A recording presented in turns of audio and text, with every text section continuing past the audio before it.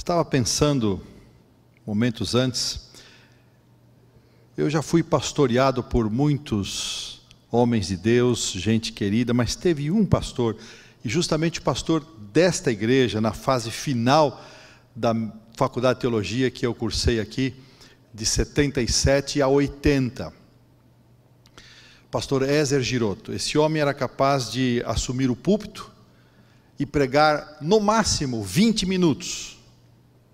E fazia um sermão maravilhoso, não porque fosse curto, mas porque ele conseguia a mensagem. Eu pedi que o Senhor me desse uma porçãozinha do espírito do Ézer Giroto, para ver se eu consigo falar menos de 50 minutos e transmitir toda a mensagem que foi preparada e que eu tenho certeza, como fomos já muito abençoados desde o início, por todas as apresentações, e eu estava vendo que beleza, como Deus usa talentos diferentes, capacidades, competências diferentes, para poder falar ao nosso coração, e eu espero que esta mensagem também fale ao seu coração.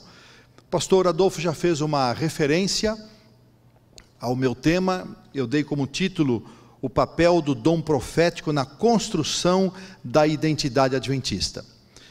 E estamos, como sabemos, às vésperas de completar 176 anos do conhecido grande desapontamento que ocorreu em 22 de outubro de 1844. E nessa apresentação nós vamos viajar no tempo e retornar ao início do movimento adventista e lembrar que nossa igreja não surgiu do nada, não surgiu no vácuo, não apareceu por acaso, nem foi estabelecida por vontade humana, independentemente da vontade de Deus. Veremos como Deus guiou o surgimento dos adventistas do sétimo dia e que influência teve sobre eles a manifestação moderna do dom profético, conforme identificado na vida, ministério e obra de Ellen White, a quem reconhecemos como cofundadora, mensageira e profetisa desta igreja. Esta mensagem vai combinar Bíblia, história e citações do Espírito de Profecia. E eu inicio convidando a todos para que possamos ter uma oração, curve sua fronte e vamos orar. Pai querido, assim como o Senhor tem estado conosco ao longo desta maratona espiritual, continues conosco, bom Pai.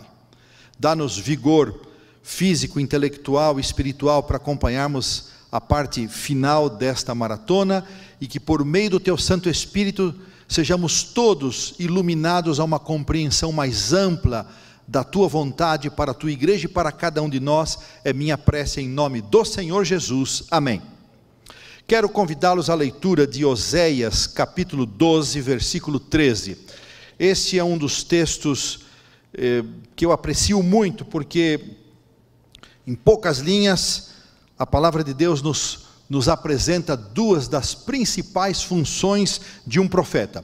Oséias capítulo 12, versículo 13, nós lemos assim: mas o Senhor, por meio de um profeta, fez subir a Israel do Egito, e por um profeta foi ele guardado. Temos aqui então duas expressões muito interessantes. Fez subir a Israel do Egito, aponta para guia, direção, condução. Por um profeta foi ele guardado, indica proteção, cuidado. Veremos que da mesma forma como Deus guiou o povo de Israel, saindo do Egito, indo para a terra da promessa, Deus também tem protegido e guiado os adventistas do sétimo dia, desde o seu surgimento, e assim será até a entrada da eternidade. Vamos começar nossa jornada. De acordo com o censo norte-americano, que começou em 1790, a população dos Estados Unidos, já mencionada pelo pastor Michelson, em 1840 era de 17 milhões de habitantes. Apenas 3 cidades norte-americanas tinham mais de 100 mil habitantes. Olha que coisa interessante. Nova York já era a maior cidade, com uma população de 312.710 pessoas. Esse era o panorama populacional dos dias áureos do movimento millerita. Buscando uma compreensão mais clara do cenário religioso e espiritual do protestantismo norte-americano do século XIX, nós vamos encontrar algumas correntes que influenciaram decididamente esse protestantismo e que sem dúvida influenciou também a formação da nascente igreja adventista e influenciou também, por que não admitirmos, não há problema nenhum, influenciou também a cultura religiosa e teológica de Ellen White. Esses movimentos, vou mencionar alguns deles. O primeiro deles que eu menciono é a Reforma Protestante. As solas da Reforma Protestante ainda se faziam soar em alto e bom som. Vamos recordá-las rapidamente. Sola fide, sola escritura, solus Christus, sola gratia, soli Deo gloria, e ainda podemos acrescentar o sacerdócio de todos os crentes e eclésia, ou eclésia reformata, sempre reformanda. A igreja reformada sempre continua a se reformar. 7 máximas da Reforma Protestante. Essas solas ainda se faziam ouvir no século XIX.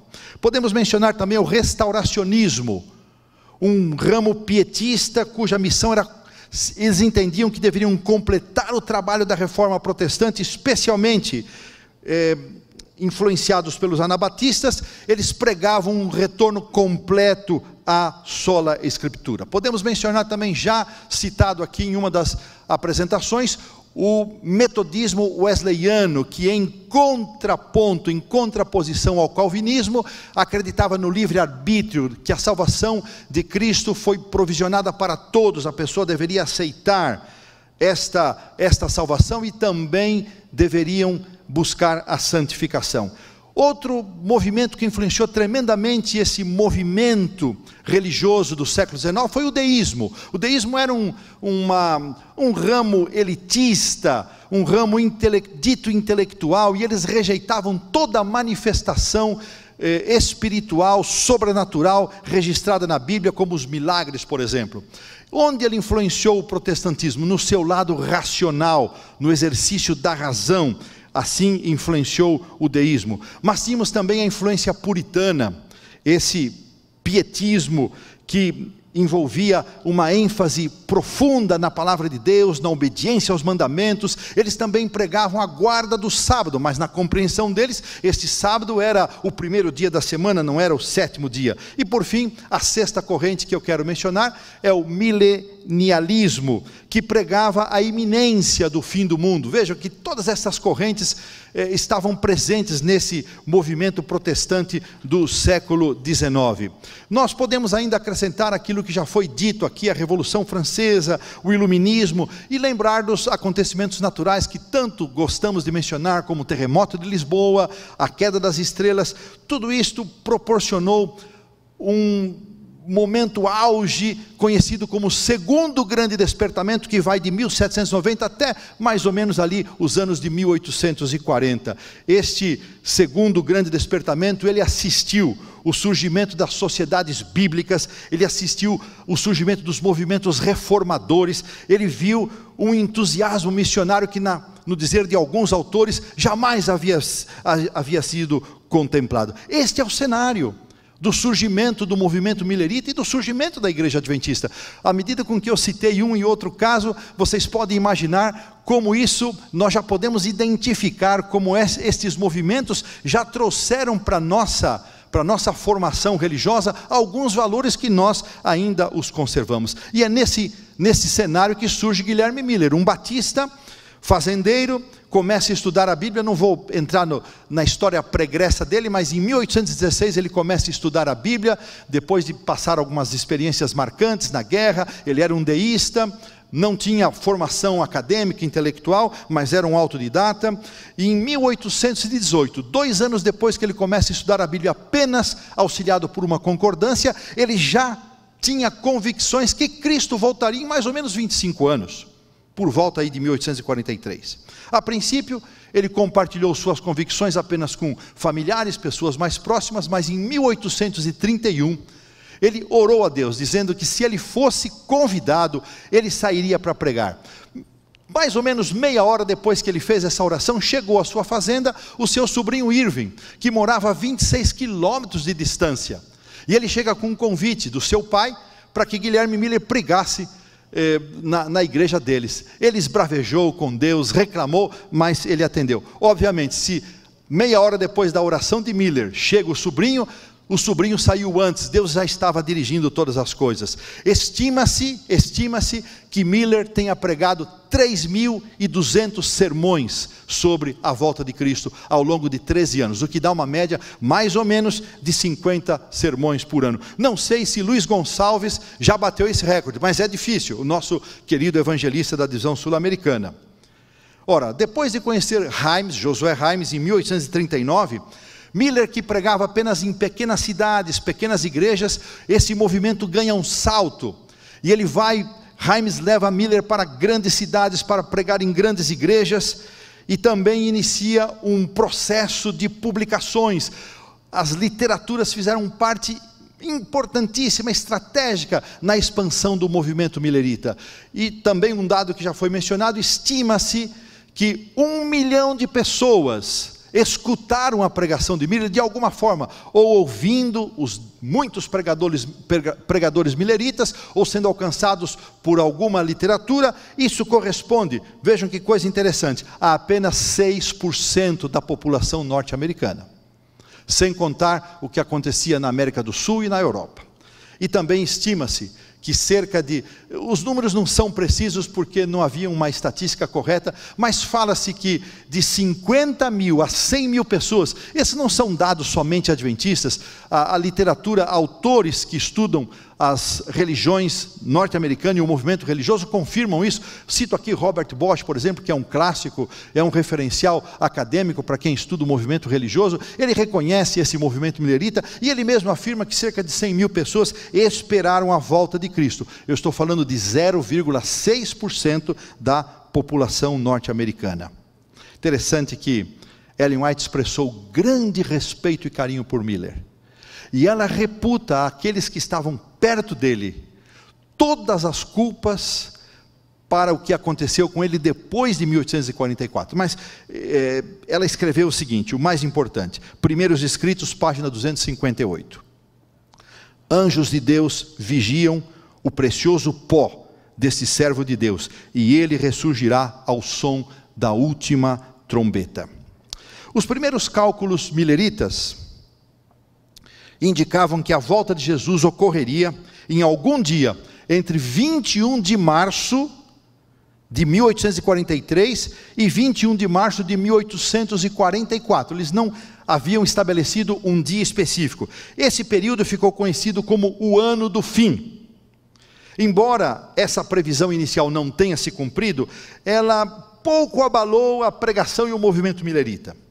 Em agosto desse mesmo ano, 1844, vejam que coisa interessante, pouco tempo antes de outubro, talvez aí 2 meses ou até um pouco menos, mas vamos estimar 2 meses, numa reunião campal realizada na cidade de Exeter, em New Hampshire, Samuel Smoll, até então um millerita desconhecido, ele apresentou argumentos extraídos da tipologia bíblica sobre a purificação do santuário, e sua mensagem passou a ser conhecida como o clamor da meia-noite, conforme a nova interpretação apresentada ali da parábola das 10 virgens, que conhecemos de Mateus 25.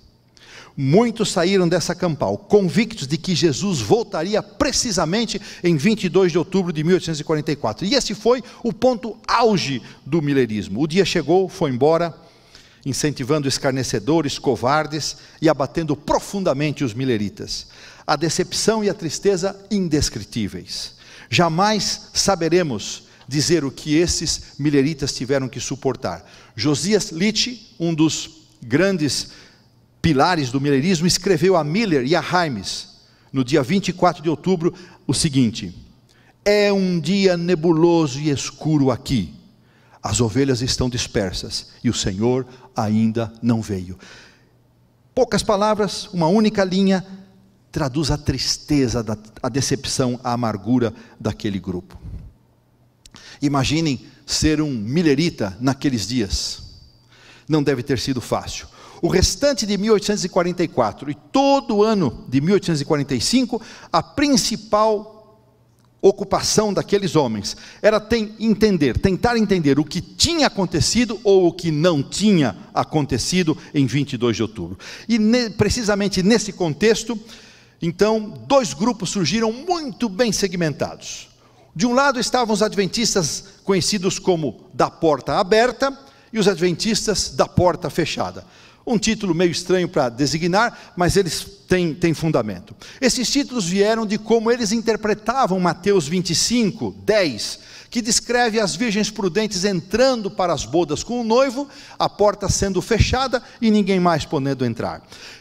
O que acreditavam os adventistas da porta aberta? Eles adotaram a ideia de que estavam certos, os mileritas estavam certos quanto ao evento da volta de Cristo, mas criam que algum problema havia acontecido com os cálculos, estava errado, e este acontecimento jamais poderia ter sido marcado para 22 de outubro. Acreditavam no evento da volta de Cristo, mas acreditavam que os cálculos estavam errados. Seguiram marcando novas datas para a volta de Cristo. Do outro lado estavam os adventistas da porta fechada. Eles seguiram crendo firmemente que algo havia acontecido em 22 de outubro. Tinham convicção plena.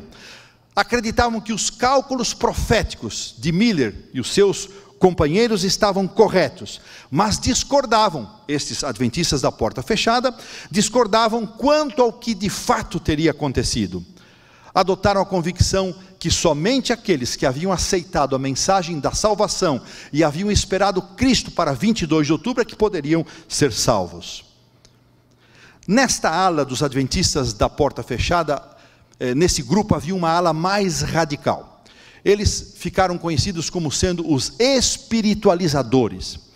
Eles foram capazes de transformar o movimento millerita num fanatismo sem fim. Eles perverteram todo o princípio de interpretação das Escrituras e começaram a adotar as práticas mais esdrúxulas que vocês possam imaginar. Por exemplo, para demonstrar que eram humildes, eles adotaram a prática de só engatinhar, não andavam mais. Agora imagine um grupo de espiritualizadores indo comprar arroz, sal, açúcar no armazém, eles chegavam ali engatinhando. Aquilo era motivo de chacota, de zombaria e tantas outras coisas mais. É no meio desse grupo que surge aqueles que adotavam a compreensão da doutrina da carne santa. Então eles podiam pecar à vontade, porque onde abundou o pecado, superabundou a graça, e por aí vai. Não vamos perder tempo mais contando as aberrações desse grupo dos espiritualizadores, e parece que eles estavam dominando as cenas.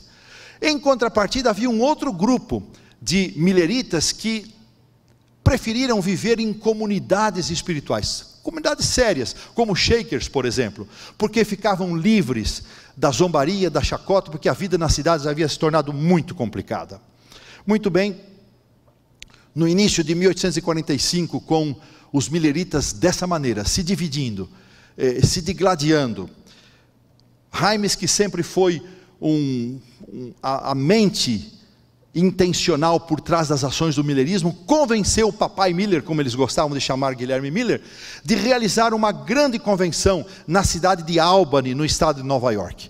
E eles organizaram essa convenção para o dia 29 de abril. Recentemente eles haviam passado por duas datas, onde estavam marcados outra vez o retorno de Cristo, e Cristo não veio, 23 de março e 23 de abril. Este segundo momento, 23 de abril, pois selou um momento decisivo para eles. Convocaram essa reunião e proibiram a presença de qualquer adventista que acreditasse na doutrina da porta fechada. Digo de passagem aqui que seriam os fundadores da igreja adventista, o que pertenceriam ao adventismo sabatista, todos eram da porta fechada. Bates, Tiago, Ellen, eles não compareceram a esta reunião de Albany. Como resultado, eles tomaram várias resoluções, mas duas daquelas que mais nos interessam destacar, é que eles rejeitavam toda e qualquer manifestação espiritual, sonhos, visões, rejeitavam peremptoriamente.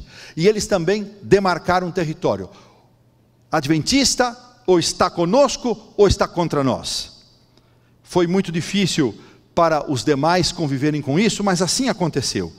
E eles permaneceram mais ou menos unidos até o dia 20 de dezembro de 1849, a morte de Miller.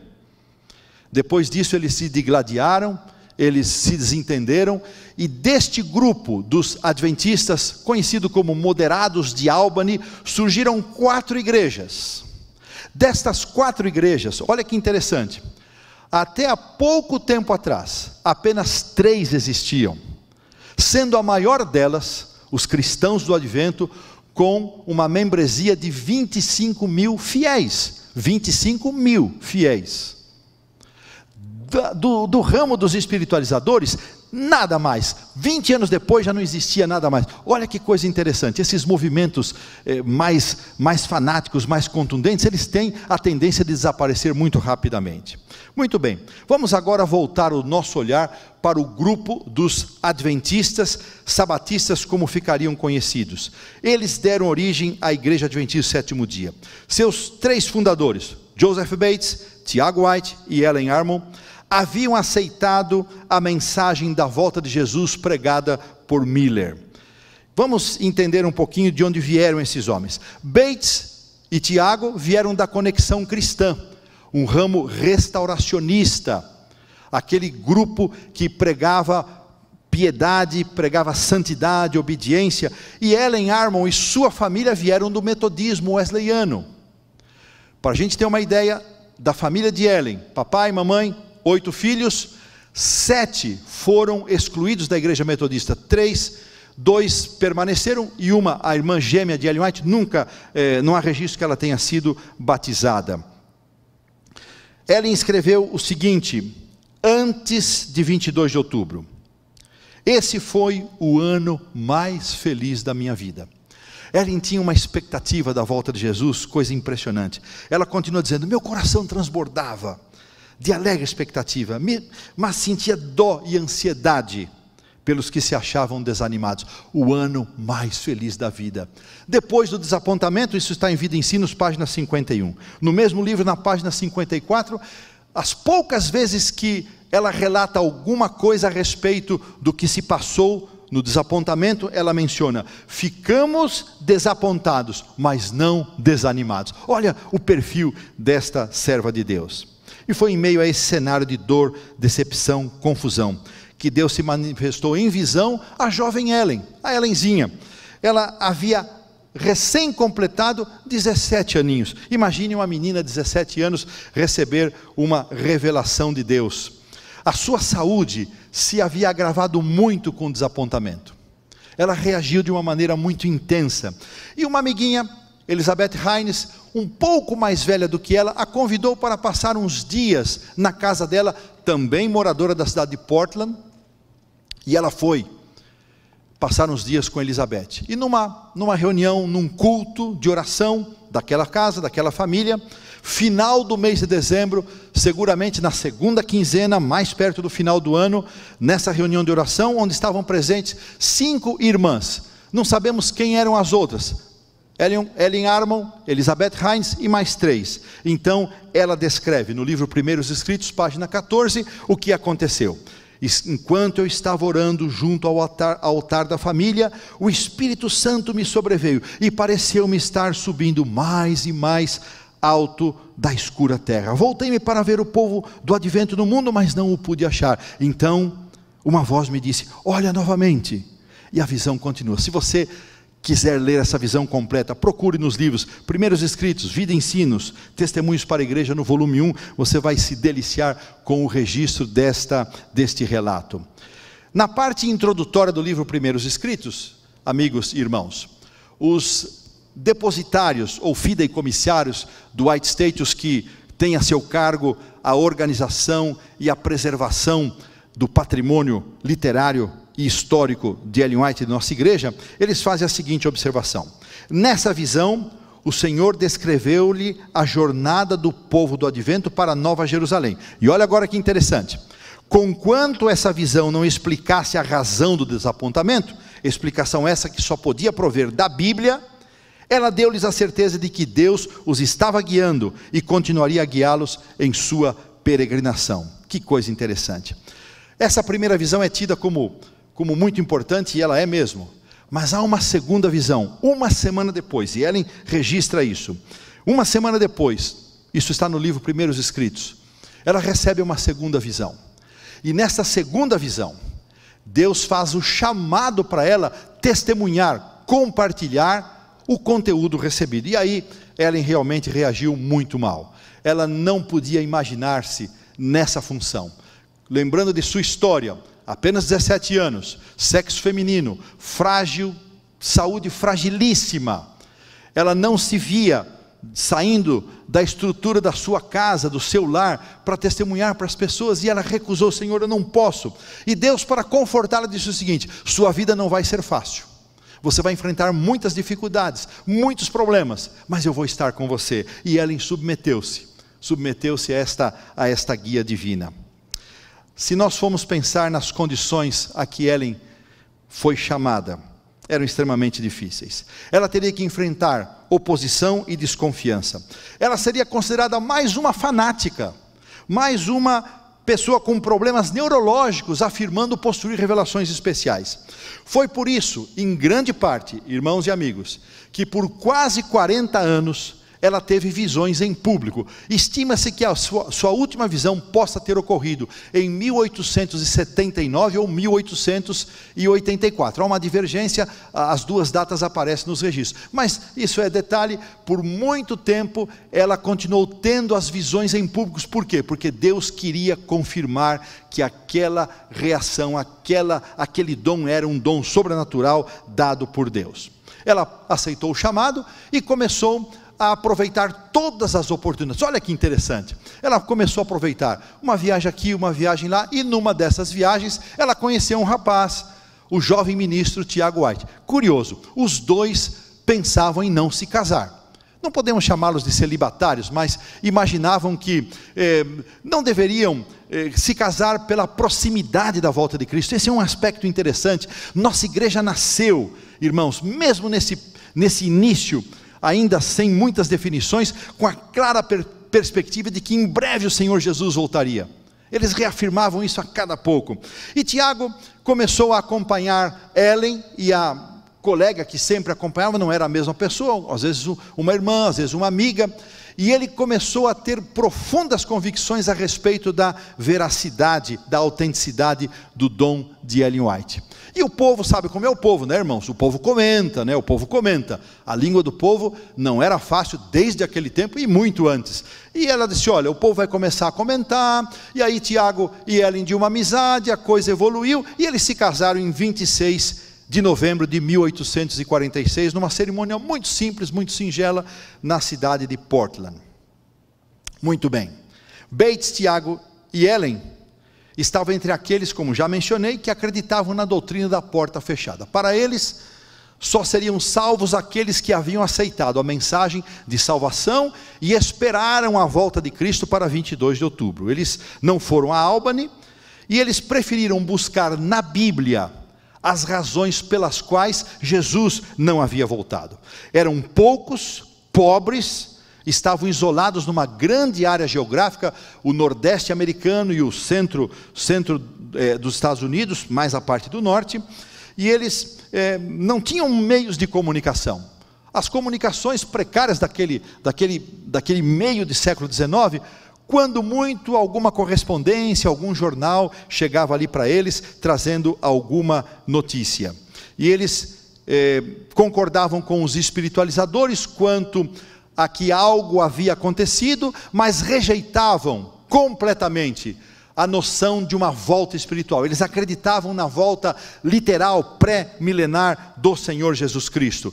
E eles formaram a terceira e menor corrente oriunda egressa do milenismo. Então, lembrando, os moderados de Albany, defensores da doutrina da porta aberta, e daqueles que defendiam a doutrina da porta fechada, os espiritualizadores, a ala mais radical, e agora estes adventistas, conhecidos como os adventistas sabatistas. Interessante aqui, um fazendeiro, Hiram Edson, que já foi mencionado aqui também, na cidade de Port Gibson, interior de Nova York, no dia imediatamente após o desapontamento de 22 de outubro, Hiram Edson saiu pela manhã, acompanhado de alguns amigos, para confortar os adventistas da sua região. Ele era um líder da igreja local ali, dos adventistas.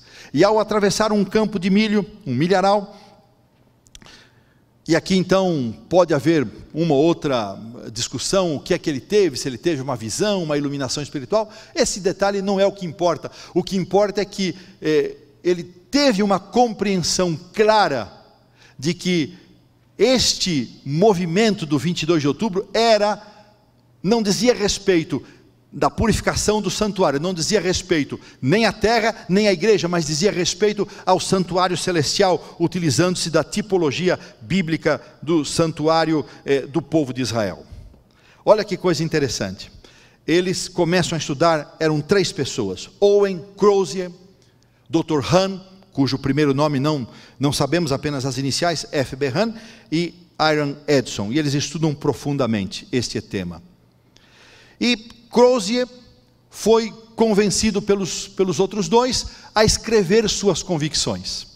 Ali a 600 quilômetros de distância, a leste de Port Gibson, estava o velho capitão Bates, que de sua parte, ele começa a receber algumas informações que chegavam a ele por escrito, por um jornal, especialmente o Esperança de Israel, o Hope of Israel, a respeito da guarda do sábado, um artigo escrito por Thomas Preble, que por sua vez havia recebido de uma batista do 7º dia, Raquel Oakes Preston, a mensagem do sábado. E com este artigo do pastor Thomas Preble, Bates se torna convicto da veracidade, da validade da obediência ao 4º mandamento. Agora voltamos para Port Gibson, lá para o interior de Nova York. Crozier então aceita a incumbência, escreve um primeiro artigo no dia, em data desconhecida, no início de 1845, mas foi em 7 de fevereiro de 1846 que ele apresenta um artigo longo, intitulado A Lei de Moisés, no jornal The Star. Esse artigo chega para Bates. E agora, irmãos, eu me emociono com essas coisas da nossa história. De repente, Bates recebe esse artigo, lê, e ele sai da sua casa em Fairhaven, ou New Bedford, estão juntas, e vai 600 quilômetros em direção ao oeste, no estado de Nova York, encontrar-se com esses 3 irmãos. Como ele fez essa viagem, ele não tinha recursos, ele havia vendido tudo que ele possuía, ele aplicou na pregação da volta de Cristo para 22 de outubro, vendeu sua casa, dispôs de todos os seus bens. Ele foi um homem rico, com recursos, mas ele já não tinha mais nada, e tudo indica que ele segue esses 600 quilômetros da forma mais simples possível, a pé ou com viagem da forma mais simples, mas a maioria do trecho a pé. E ele vai, e ele encontra os 3, e ele ouve primeiramente a mensagem do santuário, e ele se convence da veracidade do santuário. Depois ele prega para os 3 a respeito da guarda do sábado, e os 2, Edson e Hahn, aceitam imediatamente. Crozier depois vem aceitar. Assim, eles saem dali com uma convicção da doutrina do santuário e da doutrina do sábado. Agora, Bates faz uma coisa incrível.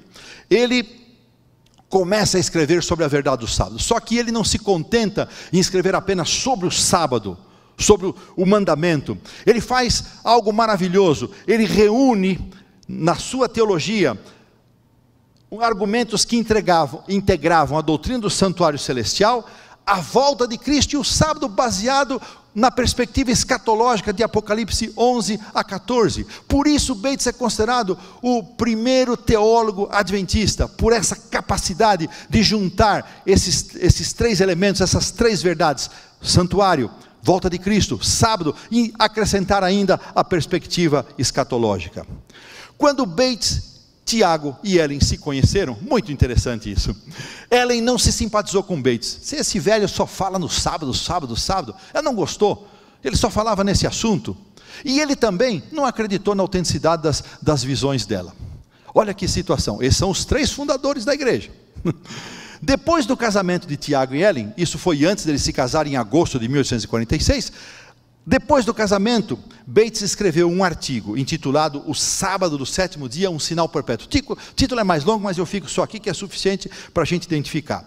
E então Tiago e Ellen, recém-casados, eles estudam e pesam as evidências bíblicas deste artigo, e eles se convencem da guarda do sábado. Pouco depois, isso foi talvez setembro, a gente não tem a data certa, pouco depois, em novembro, Bates se convenceu da autenticidade do dom profético dado a Ellen. Foi numa reunião na cidade de Topsham, no Maine, estado de Ellen White, e ela foi tomada em visão. E nessa visão, ela descrevia planetas que ela estava visitando. E Bates ficou encantado, porque como homem do mar, ele conhecia a astronomia, e quando ele soube que Ellen não conhecia absolutamente nada, 0, nada de astronomia, ele se convenceu. Curioso é que esta visão nunca foi descrita, Ellen nunca escreveu sobre ela, e ela também não se lembrava o que ela havia visto. Deus usou este momento para impressionar a mente do velho capitão. A partir daí, os três se uniram e formaram uma tríade, um trio indestrutível, tornando-se, com seus esforços unidos, e viriam a ser os fundadores da Igreja Adventista. Avançando um pouquinho na nossa caminhada, para encontrarmos como o dom profético influenciou a identidade adventista. Vejam, a essa altura, nós temos bem estabelecidas as verdades do santuário, do sábado e da volta de Cristo. Mas eles foram além. No período de 1848 a 1850, eles se dedicaram a reunir o maior número possível de irmãos que haviam aceitado a volta de Cristo para 22 de outubro de 44. Ainda confiantes e convictos da doutrina da porta fechada. Olha que coisa interessante. E eles marcavam reuniões e compareciam poucas pessoas, 20, 25, 30. E Ellen chega a mencionar que às vezes, se havia 40 pessoas numa sala, havia 40 opiniões diferentes. E eles insistiam, estudavam, e depois nós vamos ver como é que eles chegavam às conclusões que chegaram. Eles também investiram na publicação de folhetos. E numa visão dada a Ellen, em novembro de 1848, ela recebeu ordens para transmitir a seu esposo Tiago, que ele deveria escrever. Eles não tinham recurso. Essa é outra história linda, que eu não posso me deter agora, mas o fato é que eles começaram a publicar um jornal, sob a promessa de que, recebendo o jornal, eles enviariam recursos. Por isso eu gosto de dizer, irmãos, esse foi o primeiro setor da igreja a ser organizado. Eu encho a boca e entusiasmo, porque eu amo a obra de publicações, servi nessa obra muitos anos do meu ministério. Esta igreja nasceu num berço forrado de papel e tinta, irmãos. E essa frase, humildemente, ela é minha, não tirei de lugar nenhum, e se alguém disser que é dele, está mentindo. Eu que criei essa frase. Então, para a honra e glória do Senhor. Então, essa igreja nasceu num berço forrado de papel e tinta. Que coisa tremenda. Muito bem. Início de 1844, os líderes sabatistas acrescentaram uma compreensão mais. Então, eu disse santuário, volta de Cristo, sábado, e acrescentam também agora a compreensão do estado do ser humano na morte. Eles entendiam que a imortalidade condicional se harmonizava perfeitamente com a teologia adventista e apoiava o ensino do juízo investigativo. Então, a essa altura, no início de 1848, eles tinham, os adventistas sabatistas, convicção da volta pessoal, visível, pré-milenar de Jesus. Tinham convicção do ministério bifásico de Cristo no santuário celestial. Tinham convicção da perpetuidade do sábado, do sétimo dia, e de sua importância escatológica. Tinham convicção na imortalidade da alma, conhecida como condicionalismo. E também rejeitavam a ideia do castigo eterno. Então adotaram o aniquilacionismo. Eles não podiam imaginar ímpios sofrendo para sempre, em contraste com a crença do sofrimento eterno. E eles acrescentaram 2 pontos mais.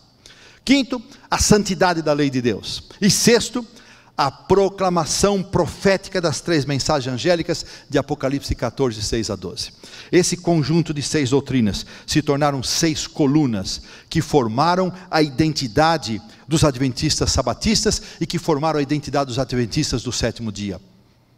Interessante, irmãos, que em algum momento, isso não é novidade, eu às vezes me impressiono, pastor Adolfo, querido amigo, companheiro, surgem aí uns camaradas, surgem pessoas achando que estão trazendo novidades e questionam isso e aquilo, mas em 1889, logo depois da Assembleia de Minneapolis, eu também não posso entrar no mérito dela, surgiu um grupo que não aceitava a ênfase na salvação pela graça, dizendo que os adventistas estavam se afastando dos velhos marcos. Olha essa expressão, velhos marcos. E Ellen White, para quem não sabe, ela tinha muito bom senso de humor.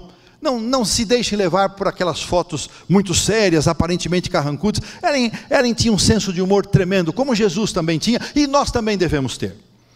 Então, ela escreveu o seguinte: com o passar de 1844, Foi um período de grandes acontecimentos, expondo nosso admirado olhar para a purificação do santuário. E com as mensagens do primeiro, do segundo e do terceiro anjo, desfraldando o estandarte em que havia inscrição, os mandamentos de Deus e a fé de Jesus. Um dos marcos dessa mensagem era o templo de Deus, visto no céu por seu povo, que ama a verdade, e a arca que contém a lei de Deus. A luz do sábado do quarto mandamento lançava seus fortes raios. A não imortalidade dos ímpios era um marco antigo, e eu não me lembro mais de nada. É muito interessante, engraçadinha a nossa amada profetisa. Eu não me lembro de mais nada. Ela nem menciona aqui a volta de Cristo, porque isso era uma coisa tão óbvia, tão estabelecida, como sexta coluna. Então, quando alguém surge aí questionando os pilares, esses são os pilares, esses são os marcos, não há outro. Em cima destes marcos, os nossos pioneiros reconheceram que possuíam a verdade presente. Eles percebiam que tinham uma mensagem distintiva. Eles não queriam se igualar aos demais, não se sentiam superiores, mas eles não queriam se igualar aos demais exatamente pelo quê? Pela centralidade com que o santuário ocupava como elemento unificador das demais crenças, e como a sua teologia envolvia uma proclamação escatológica da mensagem dos três anjos. Muito bem, tenho que ir para o final. Qual foi então o papel de Ellen White em meio a todo esse cenário? Irmãos, não posso e não devo a essa altura do programa multiplicar palavras, mas o papel do dom profético nunca, eu quero enfatizar, grifar, negritar, fazer tudo o que é possível para chamar a atenção, nunca foi o de entregar de mão beijada qualquer informação doutrinária. O papel do dom profético era de confirmação. Eles esgotavam todas as energias físicas, mentais e espirituais na busca do entendimento, e quando já não podiam mais avançar, então Deus se manifestava para confirmar ou corrigir algum rumo. Assim foram os nossos pioneiros, dedicados ao estudo da Bíblia, dedicados à oração. Assim foram eles. As visões de Ellen White, embora não tiveram o papel de entregar doutrinas para a igreja adventista, elas livraram os adventistas sabatistas e consequentemente os adventistas do sétimo dia de muitos enganos. Eu cito apenas dois. Pela orientação profética foi confirmado que algo havia acontecido em 22 de outubro e que Deus tinha um propósito com aquele movimento. Segundo engano do qual fomos livrados, o engano de marcar datas para a volta de Cristo. Os adventistas se livraram desse engano graças ao posicionamento firme de Ellen White dado por Deus. Ela chegou a escrever o seguinte: muitas vezes ficávamos reunidos até alta noite, às vezes a noite toda. Alguém pode dizer, eram intemperantes. Entendamos o contexto.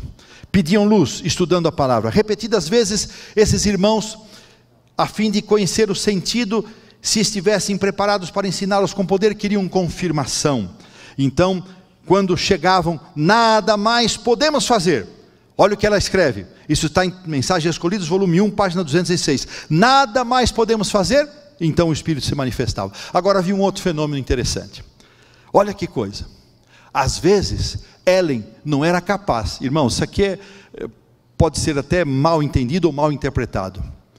Ela não era capaz de entender o que eles estavam falando. Ela escreve isso aqui, está na página 207 do Mensagens Escolhidas. Ela não conseguia entender. Parece que falava em outra língua. Ela então pouco participava ou quase não participava das reuniões.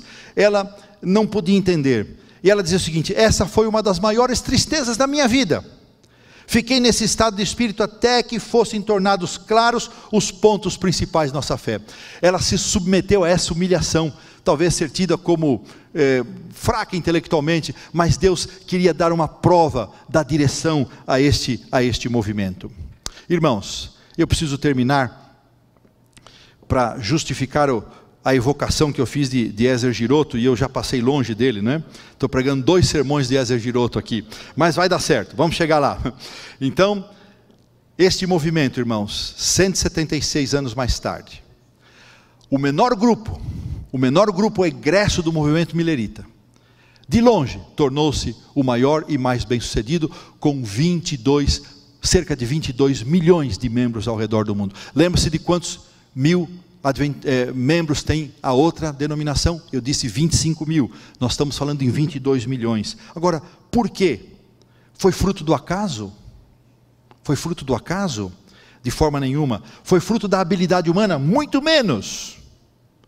Mas as razões da expansão do adventismo podem ser identificadas em alguns pontos e eu quero enumerá-los. Primeiro, a iniciativa divina em chamar um povo para anunciar a hora do seu juízo. 2, um conjunto de crenças distintivas.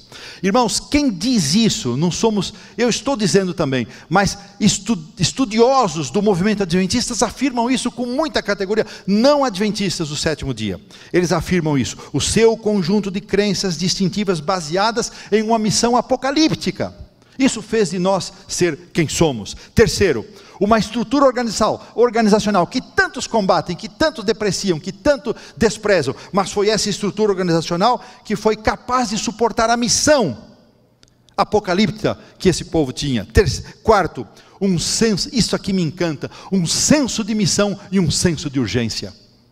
Quando eu penso nisso, irmãos, eu olho para mim, será que eu não poderia ter um pouco mais desse senso de missão, desse senso de urgência desses adventistas pioneiros? E finalmente, a direção e proteção da presença profética como fonte de segurança e prosperidade, conforme segundo Crônicas 20:20, que eu quero ler um texto tão conhecido, mas eu faço questão de abrir a minha Bíblia, ler antes do meu apelo.